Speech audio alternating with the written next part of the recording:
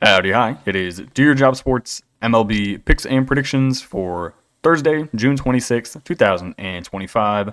We're looking at the best bets of the day. Let's get into the video. All right, first things first, and take a recap of the previous day. We go 3-3, one game still ongoing. It is not looking the greatest, but it is Coors Field, so I'm not going to count it as a loss yet. It is the Dodgers 2, the Rockies nothing in the fifth inning, but it is delayed due to weather. So, don't know if that's going to go on. Don't know if it's going to get pushed to tomorrow. We will find out. But I'll recap the 6 results we already have. Brings our season record to 299 and 314. So, game number 1. It was the White Sox and the Diamondbacks. We took the D-backs minus 1.5 in the over of 8.5 runs. The White Sox win the game by 4 runs. They win 7-3. White Sox 12 hits. Diamondbacks 8 hits. Zach Gallen got absolutely shelled. 5 1/3 innings, 8 hits, 5 earned runs. He only struck out 2. How do you only strike out 2 batters against this horrible White Sox lineup? I don't know. Lennon Sosa went for 2 home runs. You also had Andrew Benintendi go for a dinger. Other than that, I mean, the only 2 guys who struck out were Mike Toshman and then Sosa, the dude who had 2 home runs. He threw in a K in there. How do you not get anyone else on this team to strike out? That is egregious, but I guess shout out to the White Sox for hitting the over, because the Diamondbacks only scored 3 runs. Next game with the Tampa Bay Rays, minus 130 on the money line. This Royals team is going downhill really quick. They win the game 3-0. Drew Rasmussen goes 5 innings, only gives up 2 hits, and he strikes out 5. Mike Wacha, not a good game for Waka Flocka Flav. 6 innings pitched, 9 hits, 3 earned. He did have 9 strikeouts, but it doesn't really matter when you give up 9 hits. Tampa Bay out-hits Kansas City 11-3. The AL Central fade works here, although it didn't work on the White Sox game. And the Guardians won today. Did Detroit win today? I'm assuming so, because it's Detroit. No, Detroit lost. Wow, 3-0 shutout. Let's go. We're gaining ground. Nice. Final one. This was, I was shocked. This hit. We had the Cubs and the Cardinals under 8.5 runs. This guaranteed chalked up as a loss. It was 8-0 in the top of the 5th inning. The Cubs win the game. Final score 8-0. They don't score a single run in the last 4.5. Thank God. Cardinals, they got destroyed. Chicago 12 hits. St. Louis 4 hits. Eric Fetty got absolutely lit up. 3 2/3, 8 hits, 7 earned runs. Again, he only struck out 2, and he walked 2. St. Louis didn't do anything on the base path. Good for me, though. I mean, if you're going to get blown out, at least get blown out and hit the under. The worst thing that could have happened is St. Louis put up 2 meaningless runs in the bottom of the 9th. I would have been pissed. Our losers, like I said, with the Diamondbacks, minus 1.5. They didn't do a damn thing. Was plus 115, but they didn't do nothing. They lose 3-7. They win the series at Chicago, but they cannot get the sweep done. With the over, 8.5 runs in the Kansas City and Tampa Bay game. Really not sure why I took this over. Kansas City hasn't been able to hit the baseball. I just kind of thought that maybe they'd actually do it for once. Their most recent games, they've scored 0, 1, 2, and 1. They have scored 4 total runs in their last 4 games, and my dumbass took the over. Then finally, we had the Cards plus 105. Eric Fetty got schmacked. I really wish Palante would have pitched. He probably wouldn't have given up 8 runs in 5 innings. But here we are. Eric Fetty. Again, that he was once on the Chicago White Sox. The Cardinals made the trade for him and Tommy Pham at the trade deadline last year. Eric Fetty is now horrible. Tommy Pham is on the Pirates or the Padres. Tommy Pham is not on the Cardinals, I don't think. Bad trade. Bad trade.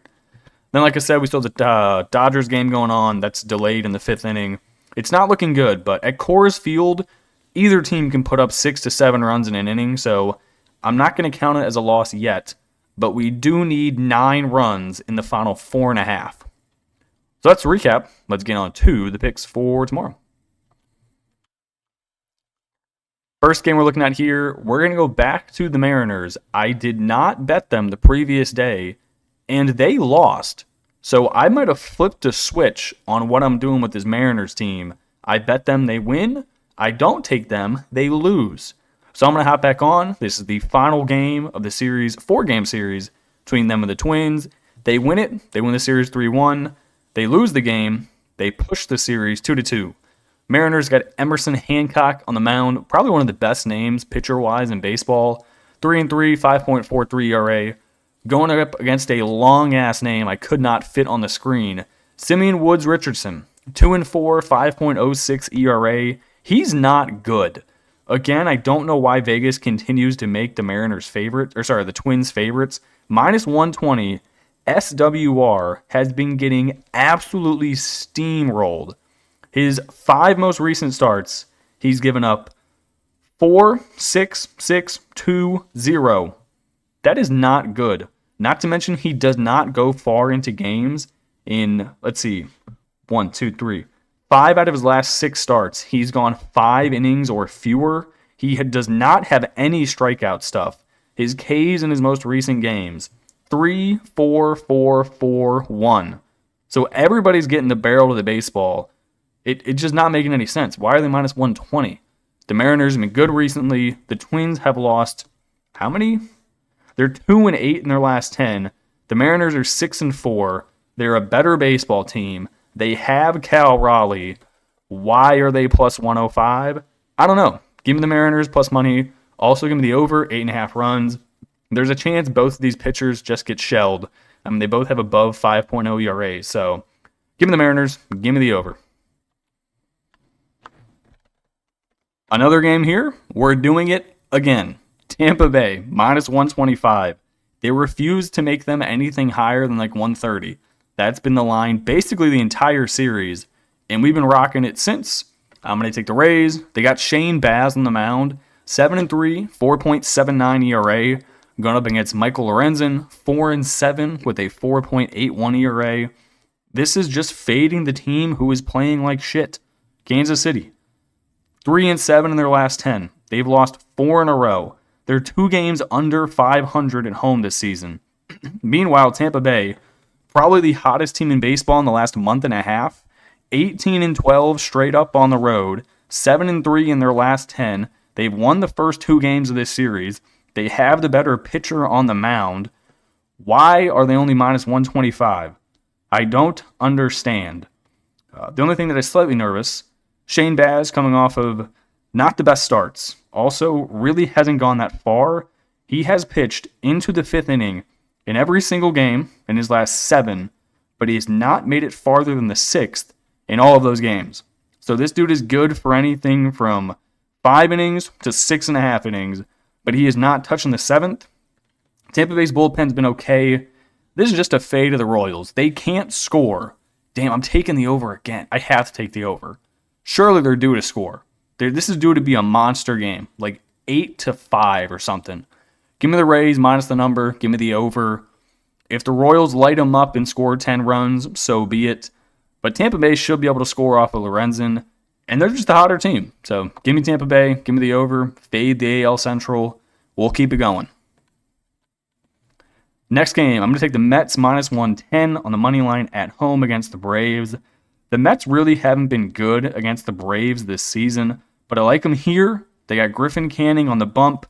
I think they've lost the first 2 games of the series. Nope. Okay, this is a 4-game series. They lost the first 2. They won tonight.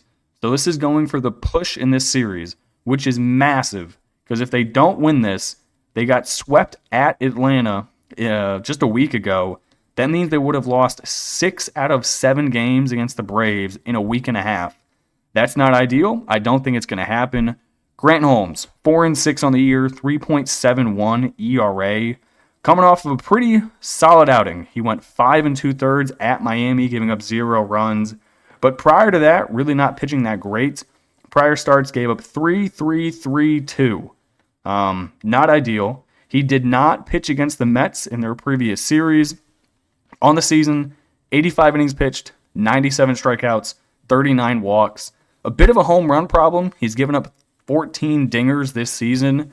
Griffin Canning, really good at home. He's got good stuff. You really just got to dodge the top half of this Braves lineup. Acuna is a monster, hitting 385. You then have to dodge all of their power bats. But if you can get down to the bottom half, I really don't think there's much in the fear. Verdugo, nothing. Michael Harris, nothing. Nick Allen, no. Give me the Mets at home. They have to push this series. They cannot afford to drop 6 out of 7 to a division rival in the Braves. Give me the Mets minus 110. Give me the over 8.5 runs. Final game here. I'm going to take a big road dog. Give me the Marlins plus 145 on the money line. Give me the over 7.5 runs. You got 2 good pitchers on the mound, not to mention 2 good young pitchers. Jansen Junk. What you going to do with all that junk? All that junk inside your trunk. 2-0, 2.60 ERA. Going up against Hayden Birdsong, 3-1, 3.25 ERA. Junk has been fantastic so far. Fantastic.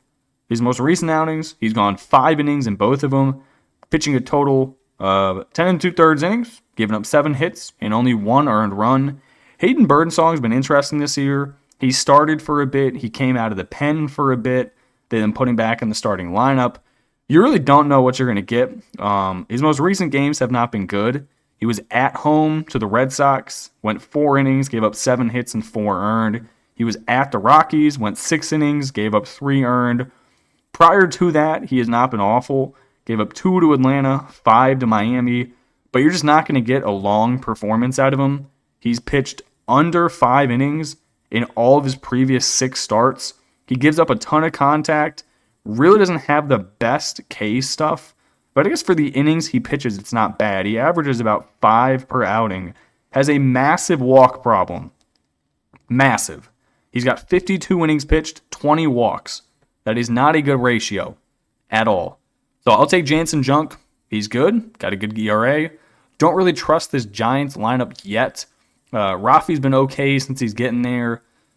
I don't know. Miami's worth a flyer. They're good. They got the bats in the lineup to get her done. Give me the Marlins plus 145. Give me the over 7.5 runs. Okay, that's going to do it for me in this video. I appreciate you guys tuning in and watching, and I will catch you in the next one. Peace.